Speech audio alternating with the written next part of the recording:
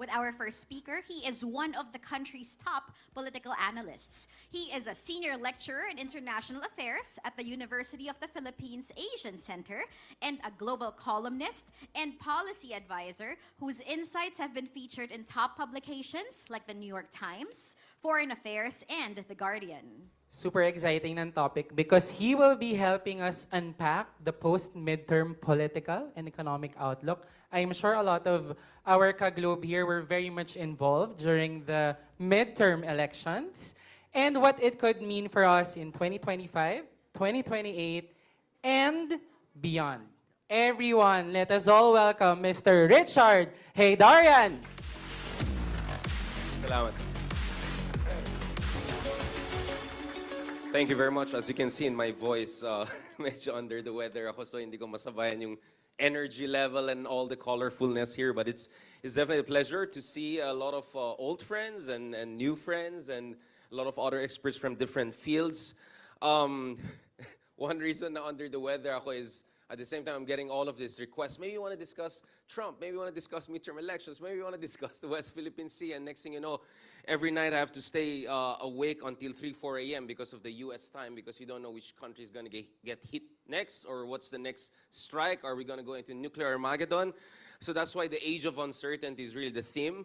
You call it disruption. I call it something else. It's beyond disruption. But very quickly in the next 30 minutes or so, I'm just going to give us kind of a flavor of, or at least a framework of understanding what are the major points of disruption that we have to look at. So obviously, kasama dyan, Trump and tariffs, the ongoing conflicts, but I also want to talk about the Philippines on the domestic level. What should we do? And I think this is something very important.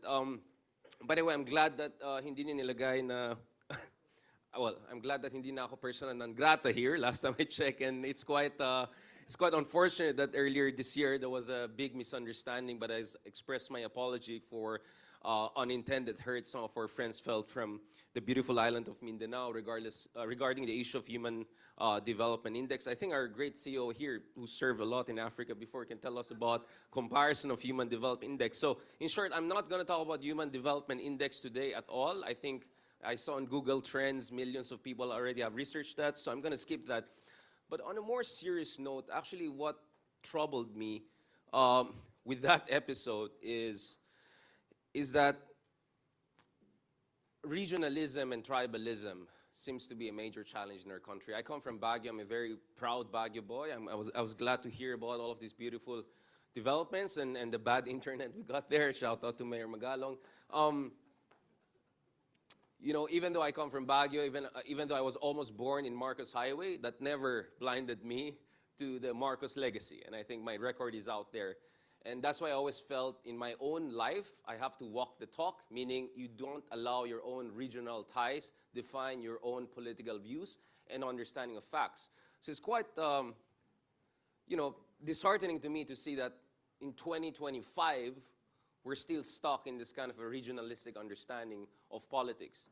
And why is that important? Because we live in an extremely uncertain and dangerous world. And if we don't stick it together as a whole nation, we don't enhance our own agency as a nation state, yari tayo dyan, right? Things are really troubling out there, and we're going to just scratch the surface in the next 25, 30 minutes or so. So I really hope that in the coming years, we develop a certain level of maturity in understanding politics, but also developing a sense of agency, a sense that the Philippines has a lot of problems in the corporate world, in the political world, but we're no longer just a small country. We're a mid-sized country. We are a middle power. We have agency, and if we can get our act together, you might even thrive in this new era of uncertainty. So that's basically the cadence and the thrust of my presentation today and our discussion later on. So very quickly, I'm not going to do a whole semester of lecture on concepts of strategic hedging and agency. All I'm saying is that if you look at a lot of our neighbors, whether it's Vietnam or bigger, farther neighbors like India, these are countries that are engaged in what you call multi-alignment, right? Basically, they try to get the best out of every major relationship they got. So case in point is Vietnam. On one hand, they're getting all the BYD and high-quality investments from China. On the other hand, they also have strategic cooperation with the United States. They get their weapons from Russia. They also have their own free trade agreement with the European Union. It's called multi-alignment. The Indians have it even at a larger scale. They're part of the BRICS, together with China, Russia, and Iran. At the same time, of course, they're also part of the Quad, together with the United States, Japan, and all. On one hand, they're trying to get the Boeing engine technology. On the other hand, they want to get the S-400 weapon systems from the Russians and fifth-generation fighter.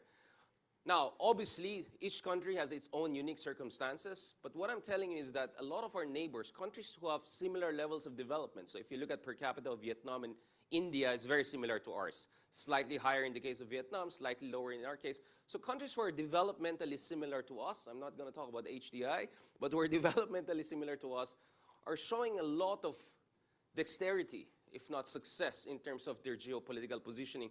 For instance, the last year, we saw Vietnam alone hosting Biden, Putin, and Xi Jinping, right?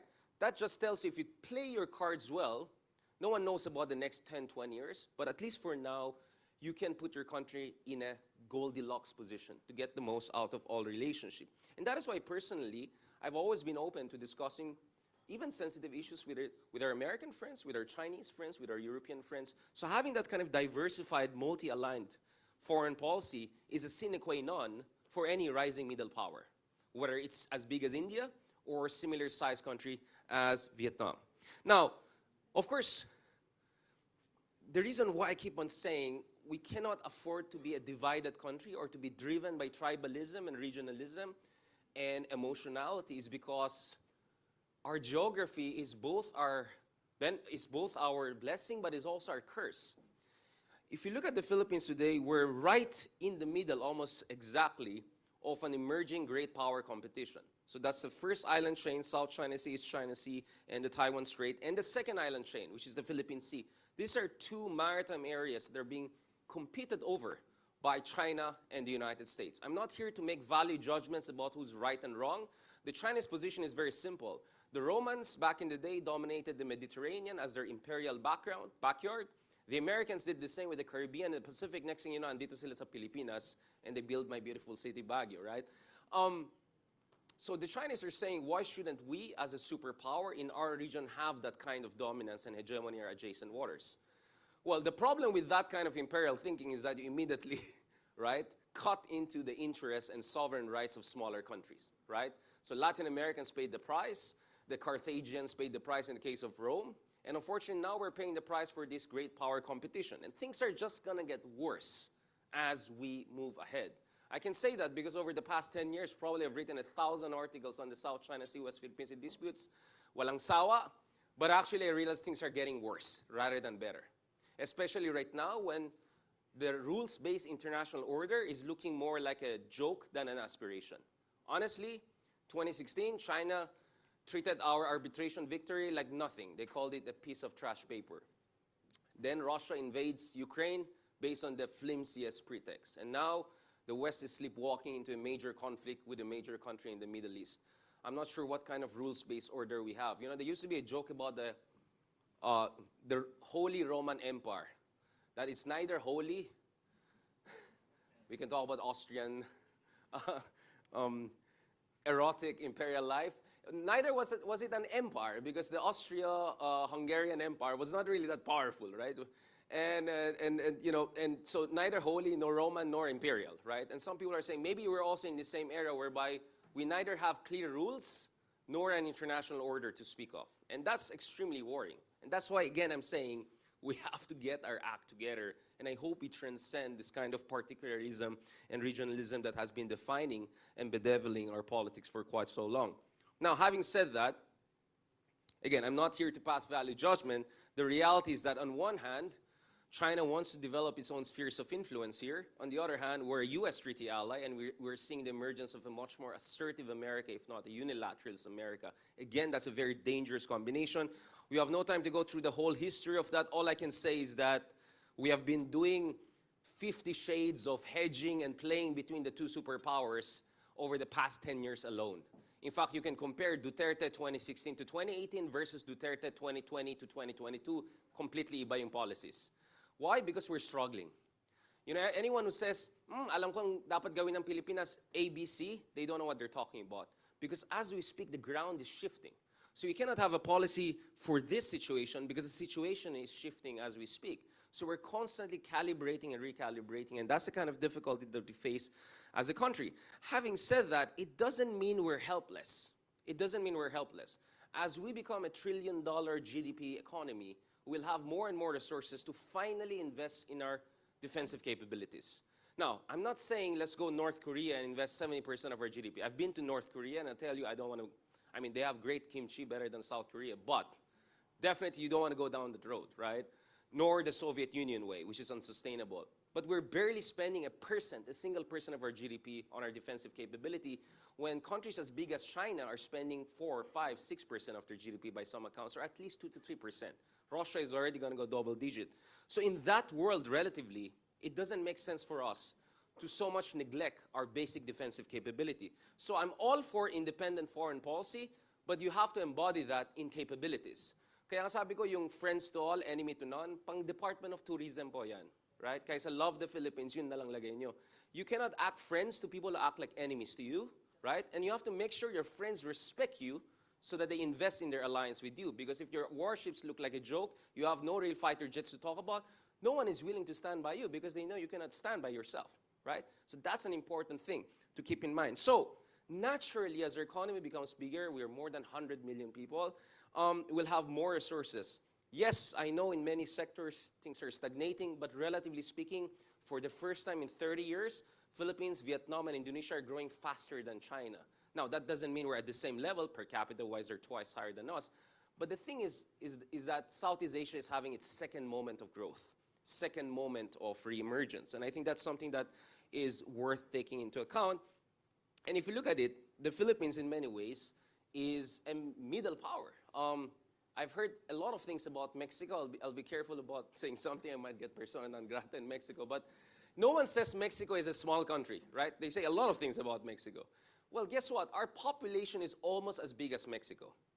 And at the rate we're going to be easily among the top 10 largest populations on Earth. We're number 13 right now. So if you look at everything, it shows you one thing, which is we're not a small country. So I'm sick and tired when I hear Philippines as a small power.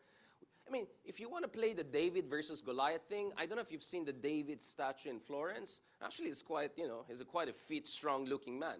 But David doesn't mean mukha kang kawawa and pawawa effect. It means you have the basic capabilities. And indeed, we can become that David if we can put a couple of things together. Now, very quickly, I'll just go to the challenges we face moving forward. So these are just, these are flavor of the challenges we have, right? Look at it. It's not just the West Philippine Sea. It's also the Taiwan crisis, right? Look at our bases like Mavulis, how close they're to Taiwan, right? I remember when I was a kid, I would go to Pagudpod with my family. I could hear the Taiwanese radio, right? If you go to Mavulis, where we have a naval base, it's closer to Taiwan than, northern Filipino provinces like Cagayan, for instance, right? So our geography is also our source of potential conflict. And that's why yung idea na blessing yung geography natin, we're protected by waters, that's gone. Now the waters are being contested over. Therefore, our maritime zones are also a potential source of friction, if not worse. Add to that is this situation. We have the two most powerful political dynasties in the countries going at it. Although it's not as straightforward, right? Because I don't know where Amy Marcos really stands in this equation, but forget about it, let's move forward. And then there are other also chismis within each camp that I don't have time to go into, but baka mga libel din tayo. But do you get my point? What's happening in the Philippines, and that's why the 2025 election was pretty unique, is that you have this US-China rivalry, and then you have two dynasties in the Philippines fighting, each of them with different orientation, to put it mildly, right? Clearly, both Biden and Trump are happy with Marcos. You have no idea how many world leaders I've met or top leaders I've met, and they're all praises for Marcos Jr. It's like, what are you seeing that we don't see in the Philippines? But anyway, they're so impressed. Like, he's so amazing. Is this okay? Whatever. Okay, maybe he's not a good vlogger, but apparently he's a good statesman. Whether look at talks in Germany and Australia, among others. And then, of course, as far as the Dutertes are concerned, I think finally Sara Duterte had a statement on West Philippine Sea for the first time in 3 years as a VP and the first time ever as a politician, right? And then medyo sablay pa. Something like, let's just be in the middle, right? But what I'm saying here is that this is a unique situation of two-level contestation, right, which we never had. And that's why it was quite alarming when your NBI, your PNP, your different security agencies were openly saying, may nahuhuli kami mga tao na galing sa China or related sa China na may ginagawang kalokohan. If you look at a report by ASPI, Australian Strategic Policy Institute, yung mga bangag-bangag video, right, or some of the videos about the president supposedly provoking the military to go into war, they traced it back to China. As early as 2019, I had an article on that. There were China-based troll farms pushing for Duterte, Sara. So, now, none of this means the other side is not doing mumbo-jumbo stuff too, right? All I'm saying is that this is real. We are kind of like Berlin of mid-20th century. We're at the front line. In fact, some would say the best spies of China are already here because they look at the Philippines as the emerging new frontline state. And the Americans are also very invested here. Did you see how nice Pete Hegseth was when he was here in the Philippines? They would talk to President Marcos. We love you. President Trump has a lot of respect. So the Americans actually are also very invested in the Philippines because they see us as a critical ally on both the Taiwan question and the broader competition with China in the South China Sea in the first and second island chain. So, in short, wala tayong room for complacency or for just being parochial and internally oriented. That's the point I'm trying to make here. Now, speaking of Trump, what we're seeing with President Trump, we can have a long debate with our friends among MAGAs, but it looks like the MAGAs themselves are having fights right now. I don't want to get into that. But what we learned from history over the past 100 years is that it's so hard to create peace and to bring down tariffs. It's so easy to raise tariffs and destroy peace, right? You know how many years it took for the world to get out of the Depression and the beggar-the-neighbor policies of 1920s and 30s, including this Smoot-Hawley Tariff Act of 1930? You know how difficult it was for us to, over a century, since 1926, for us to create the rules of the game whereby war is not a legitimate basis for conquest or foreign policy goals, right? You know how hard it was for us in ASEAN to make sure that we end the era of confrontasy, whereby Indonesia, Singapore, Malaysia, or Philippines, Malaysia could go to war over territorial disputes. You know how difficult that was. For everything we can say about how UN is a talk shop, ASEAN is a talk shop, the rules-based international order is a joke, the reality is that we have achieved so much in the past 100 years compared to what was happening the previous 5,000 years, right? And that's why we're worried with how things are going right now, because now suddenly you're having every major economy, both China and US, going double-digit, triple-digit tariffs. And when we know historically, once you raise the tariffs, it's very hard to bring them down because you already create constituencies invested in that, and politically it doesn't look good. So no matter what claims Trump is making about, we have a deal with this country or that, none of them are for sure. The Europeans are preparing for a showdown. The Koreans and Japanese are not showing any room for compromise. They have free trade agreements with the US in the case of South Korea. The Mexicans are standing up. The Canadians, the nicest people on earth, are talking about elbows up. I mean, this is a crazy situation we're talking about, right? This is unprecedented. Now, for my MAGA friends, I know their basic argument is that this is the madman logic, right? You just have to be completely unpredictable and use all the cards you have, and then you can get concessions from other countries. What they don't realize is that this is not the first time we had Trump. Trump is very predictable.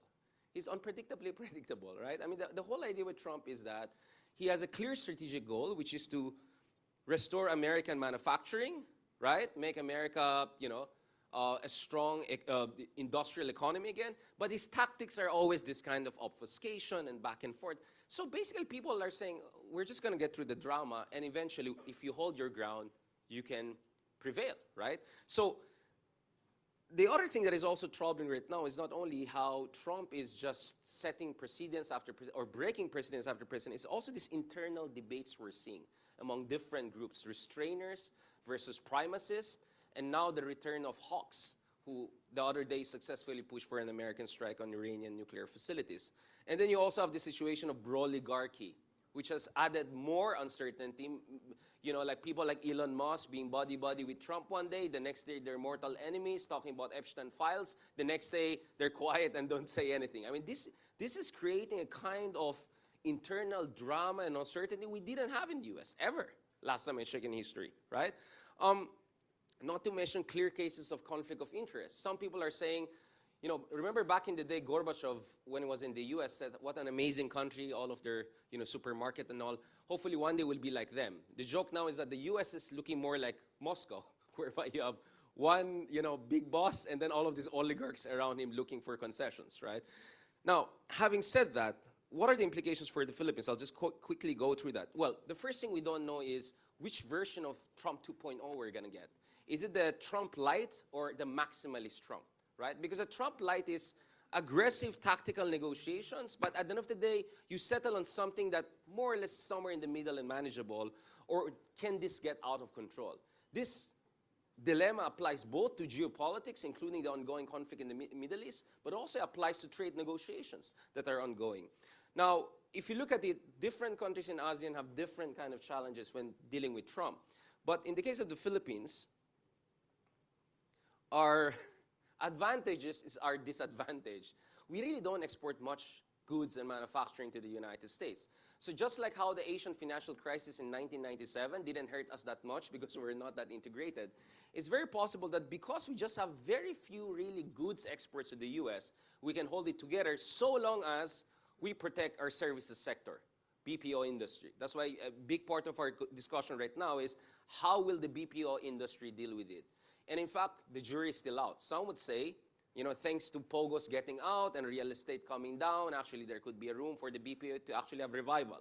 Others are saying because of the AI challenge, maybe the BPO will have problems with retaining its momentum. So the jury is still out on that. So in short, in the case of the Philippines, it's much more 50-50 than a lot of our neighbors. If you're Vietnam or Cambodia, who are really reliant on goods and industries export, you're worried about any tariff. While in the case of the Philippines, it's a much more complicated situation. Now, so how do we respond to that? My suggestion for the Philippines is that we have to really discard complacency and leverage our geoeconomics. So one of the ideas that we can do is that to present the Philippines as a reliable, China-free partner. So we're the second largest producer of nickel in the world and the only major producer that is not dominated by Chinese mining companies. You go to Indonesia, you go to cobalt in Africa, you go to lithium in Chile, they're all dominated, the whole supply chain is Chinese. Not in the case of nickel in the Philippines. Semiconductors is another area where we can have actually position ourselves as a reliable co-producer or partner in a US-led supply chain or China-free supply chain, assuming we want to go down that road. I'm saying that because we have this Luzon economic corridor under which we're supposed to attract tens of billions of dollars of investment from the Japanese and Americans, but also from other important Western partners. Now, very quickly on this point, I think this is a time whereby not only we should not be complacent, we should also push the boundaries of policy discussion in the country. One of the things that I strangely do not hear here, but I hear in Germany, in US, and definitely in Japan and others, is the concept of industrial policy. Industrial policy for the 21st century. I keep on hearing about inflation, which is obviously important, macroeconomic prudential policies, of course it's important, but we have to go to the next level. What can we do to attract investments aside from whining politically, right? And that's where you need industrial policy. Now, industrial policy in the 21st century will be different from industrial policy in the 20th century. There are 4 letter S that I think we have to keep in mind. One is specialization. You cannot have an industrial policy to make cars, semiconductors. You choose one and you focus on that. Number 2, there has to be clear supervision. This was the problem we had during the Marcos dictatorship, for instance. Cronies will got all the subsidies and funding, but it's not performance-based. Next thing you know, kung saan napunta yung pera and then bankrupt yung country. We cannot have that kind of industrial policy. Third, there has to be synergy. Private-public partnership is extremely important. For instance, BBM, friends with Aboitiz, Ayala, etc., they can work together, sit down, and look at ways whereby in what specialized sectors they can work together. Let's say, for instance, Luzon Economic Corridor, we want to bring in manufacturing. Mahal yung electricity, maybe Aboitiz can help you with this. Maybe Ayala can help you with that. That kind of approach is extremely important. And 4, creating all of these support mechanisms, including, I would argue, subsidies for power, which I mentioned a while ago. Now, very quickly, the good thing is other countries are seeing our value. Japan, for instance, is highly invested in the Philippines. They'll be one of the biggest investors in the Luzon Economic Corridor, our subway, our basic infrastructure. But the Europeans are paying very much attention to us. I was just with the Foreign Office folks, with the French, among others, the other month. I'm heading back to Europe soon, again for a conversation. different countries in Europe are interested in us, not only geopolitically, because of the West Philippine Sea dispute, but also economically, because they recognize we have not been given the attention and we have a lot of dynamism and a lot of momentum that was not there before. And in fact, as we speak, we're in line to sign a free trade agreement with the European Union that could generate billions of dollars of new trading opportunities in the coming years. Okay, which brings you really to midterm elections in the Philippines. To be honest, the midterm elections for me just created more uncertainty because no one won. Everyone won and everyone lost, right? BBM, obviously, he admitted that he got way fewer seats in the Senate than he expected, although I don't really know how to count Camille Villar in the alignment, especially with the impeachment issue coming up. The Pink movement would have hoped sana nagpatakbo sila na more people. Maybe sana si Chel din tumakbo. Sana siniport din natin si, a couple of other candidates. But Bam and Kiko did very well and top 5 candidates. So suddenly now people are saying maybe for an Aquino to get 20 million votes tells you maybe there's something there. There's a Pink movement. And then with the Duterte side, they got way more votes than some people expected based on the surveys or some of the faulty surveys. But nevertheless, getting 4 or 5 votes would not give you a guarantee, especially a guarantee to prevent a trial. Because the whole elections, midterm elections, was an existential challenge for the Dutertes, right? Because depending on what will be the constitution of the upcoming Senate and the alignments and realignments, that will determine if there will be a trial to begin with and what kind of trial. My short take on that, and I have very long, extensive take with legal experts and luminaries. I'll have Justice Carpio later and also on my podcast to really break down this issue. It really goes down to whether you'll have a real impeachment whereby they'll go to show me the money trail, right? And yung mga resibo sa Miggy Mango and all of that. Because my contention is that if we reach that point in any real trial, that's the number that matters, right? Remember, the last time there were senators who tried to block a proper trial or tried to shield a seemingly guilty president, in the case of Estrada, a lot of them never came back politically. Like Nikki Coseteng, for instance, right? Remember those 11 senators, right? So this could be very politically explosive depending on whether the trial will happen to begin with, right? And if it happens, I think the numbers that matters is the public opinion numbers. And that will also shape how the senators, who will also care about their own self-preservation, respond. Again, my argument is very simple. Of course, we don't want destabilization and political instability. But we cannot also be a banana republic. Because last time I checked, find me a single country in the entire Asian continent, if not the Eurasian landmass, whereby the vice president openly comes out and says, I'm going to assassinate the president, and and no joke, right? You don't have anything like that. So if you want the Philippines to be a more respectable, attractive country, you need accountability, and those things are extremely important. But more importantly, I'm not here to just give you the latest event-mentiel analysis. The long-term trend is also very important. I think there was just good enough outcome from the 2025 elections for us to realize that Philippine politics could be on an inflection point, right? The youth vote, we don't have real exit polls. But from the preliminary data I'm seeing, it looks like the youth, especially the Gen Zs, is introducing some sort of uncertainty. Just count the number of washed-up artistas who wanted to make the Senate once again a retirement home and how it didn't work for them, right? Should I name them one by one? May isang nakalusot, but he's exactly the reason why no one wants more of that nakalusot, right? So maybe there's something there. I mean, for an Aquino to get 20 million votes, for Kiko Pangilinan to get more than 50 million votes for his food vlogs, right? Ito ang Globe, right? Ito ang Senado. That tells you maybe there's something there. And speaking of maybe there's something there, imagine we're lucky not to only have someone like Vico Soto, but there are thousands of other Vico Sotos across the country that we're not paying attention to. And I'm so glad we have someone like Vico Soto with a moral compass who said, why do you want me to run for another office after this? That's trapo politics, right? This is the kind of principled, charismatic politics that we never had in our country, but we have had in our region. Thailand, just the other year, almost elected a prime minister, just a few years older than some of us, 41 years old. I'm talking about Pita. Pita eventually was prevented from becoming the prime minister because of military and Thaksin and all of them coming together. But now, based on my understanding, he's in the US recruiting all of these Ivy League Thai experts, and he wants to bring them back and have another run. So their party used to be called Future Forward, Move Forward. They're going to make another name. They keep on getting banned, and they keep on coming back, and they keep on coming back stronger. By mobilizing the youth, by using data analytics, by mobilizing people, exciting people. If Thailand can do that, why can't we?